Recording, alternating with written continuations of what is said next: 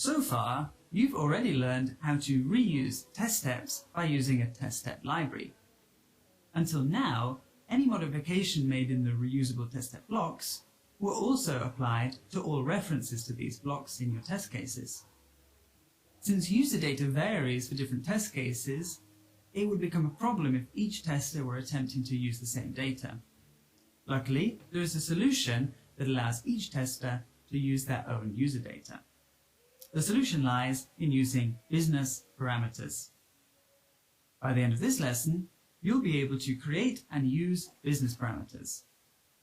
You'll achieve this objective by looking at what business parameters are and why you should use them. In the second part of this lesson, you'll see where to use business parameters and how. Business parameters allow you to modify values in the reusable test step block references without changing the reusable test step blocks in the library. They are the business relevant elements of your test step whose values you want to steer in your test case. The benefit of using business parameters lies in easier maintenance of your test cases.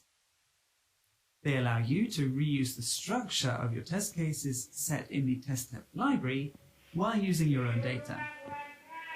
As you can already tell, you'll be using business parameters at the test case level.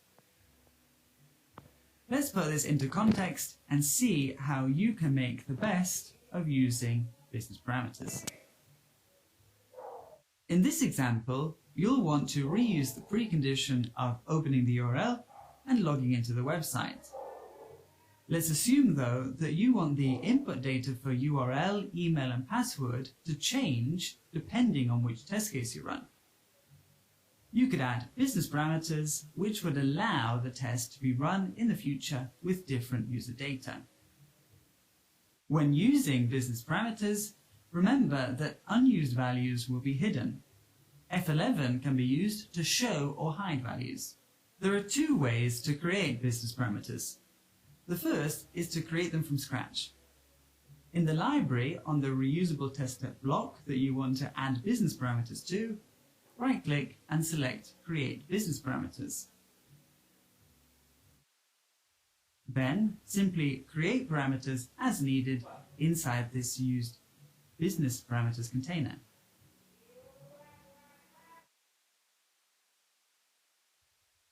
Once the parameter is created, you need to drag and drop it into the value column for the relevant test step value so that Tosca knows where to use this information.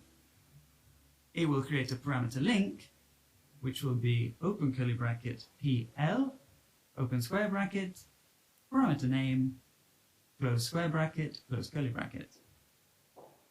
There are cases when you already have the parameters defined in the test step. In these scenarios, you can simply drag and drop them into the business parameters container, and they will create the references in the value column as well as in the business parameter itself. And this brings us to the end of this lesson. You're now able to create and use business parameters. And congratulations, you have now completed the test case section. Give business parameters a try by completing this exercise.